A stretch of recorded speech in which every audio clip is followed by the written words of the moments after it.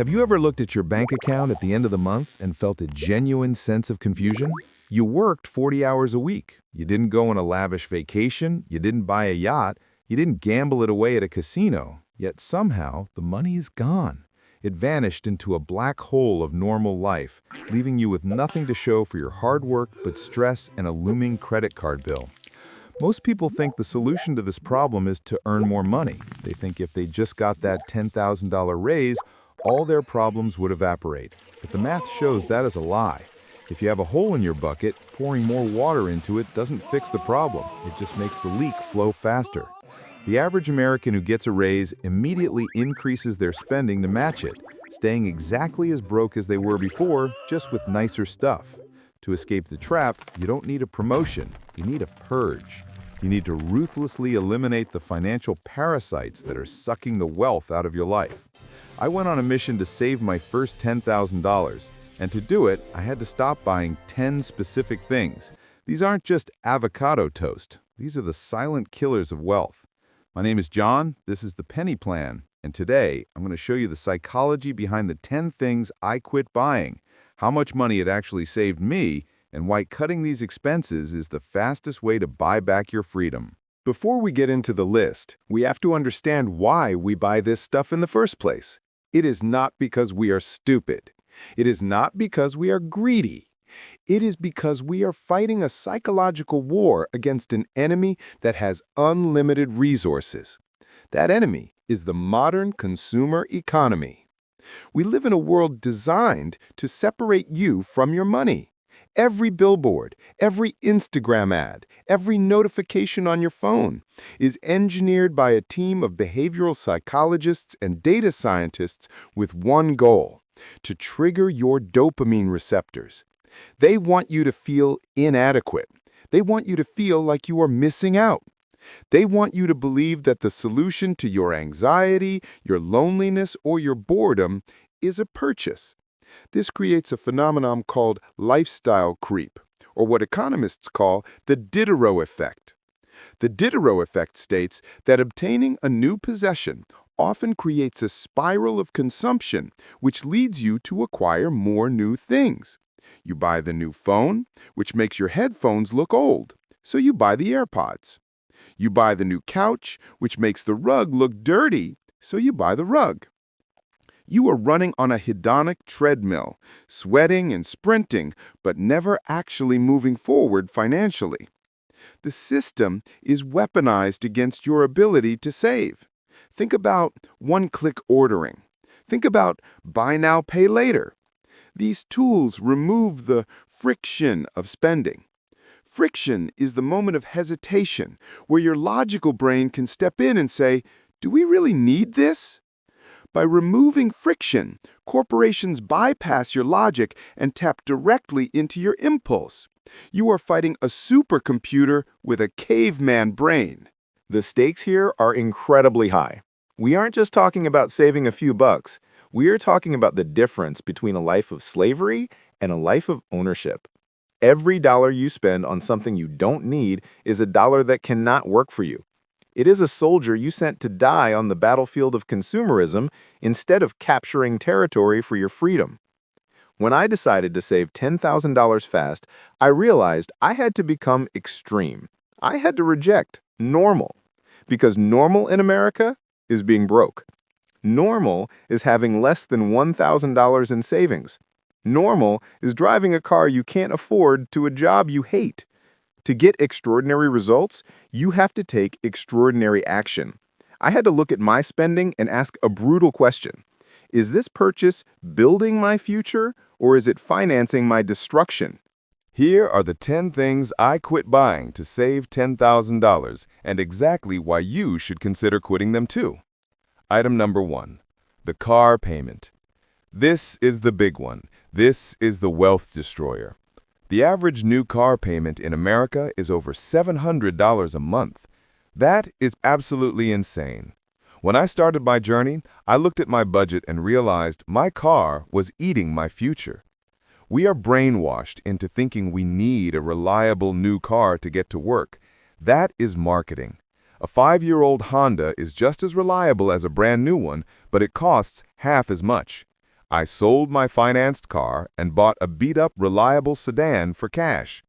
By eliminating a car payment, I didn't just save the monthly fee. I saved on insurance, which is higher on new cars. I saved on registration taxes. I saved on the stress of scratching a pristine vehicle. Most importantly, I stopped paying interest on a depreciating asset. If you are investing $700 a month into a car that is losing value every day, you are literally lighting money on fire. Quitting the car payment saved me nearly $9,000 a year. That alone is almost the entire goal. Item number 2, convenience food. I am talking about DoorDash, Uber Eats, and the daily work lunch. This was the hardest habit to break because it feels so justified. You're tired, you worked hard, you deserve a break, right? Wrong. That break is costing you a fortune. A meal delivery order is usually double the price of picking it up yourself and quadruple the price of making it at home. A $15 burrito becomes a $30 burrito after delivery fees, service fees, small order fees, and the tip. I did the math. I was spending roughly $400 a month on I don't feel like cooking fees. That is nearly $5,000 a year. I stopped cold turkey. I started meal prepping on Sundays. It wasn't glamorous. It was a lot of chicken and rice. But watching my bank account grow by $400 a month was way tastier than a lukewarm burger delivered by a stranger. Item number 3, brand name clothing. I realized that half of my wardrobe was purchased not because I needed clothes, but because I wanted status. I wanted the logo.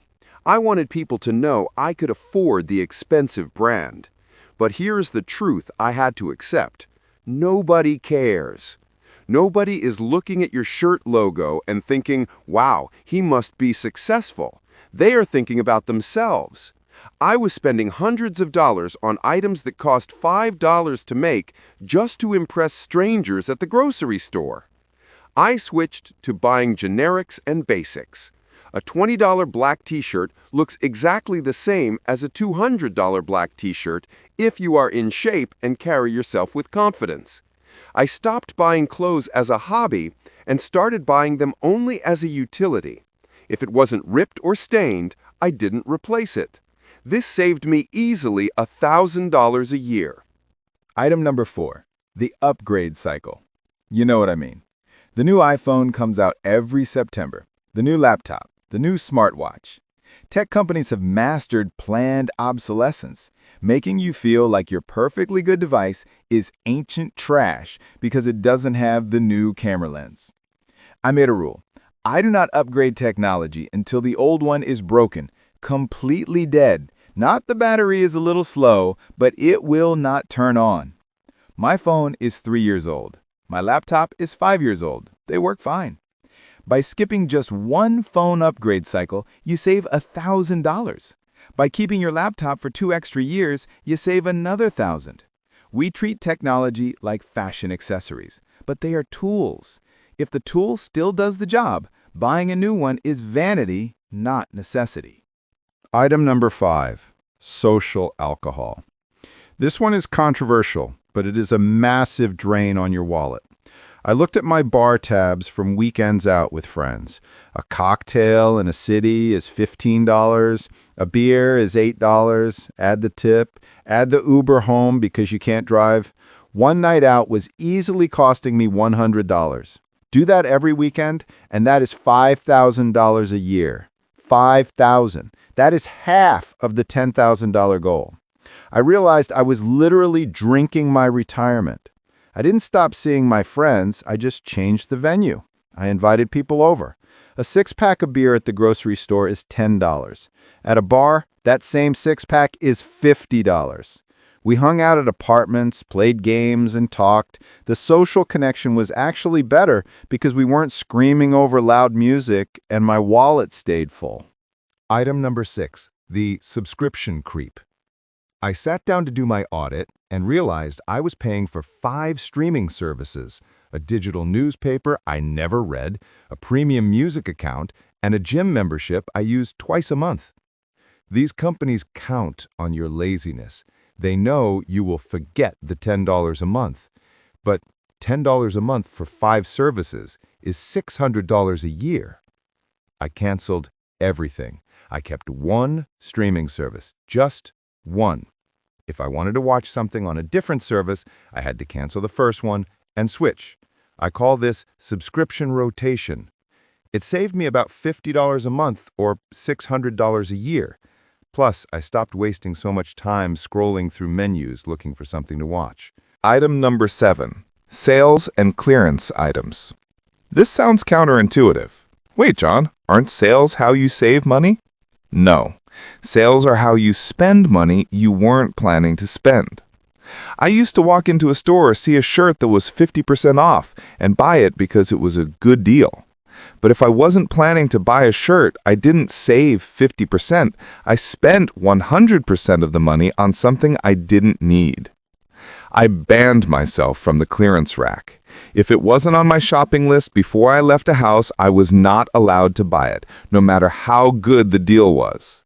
A deal is only a deal if you were going to buy it at full price anyway. This simple mindset shift stopped hundreds of dollars of impulse spending. Item number 8, single-use convenience items. Paper towels, plastic water bottles, disposable plates. These are things you buy just to throw away. It is the definition of burning money. I bought a good water filter and a reusable metal bottle. I stopped buying cases of water. I bought cheap washcloths and stopped buying massive packs of paper towels. This seems small, right? A case of water is only $5. But if you go through one a week, that is $260 a year. Paper towels are expensive. Cleaning wipes are expensive. Over a year, transitioning to reusable items saved me about $400. And frankly, it felt good to stop generating so much trash. Item number 9.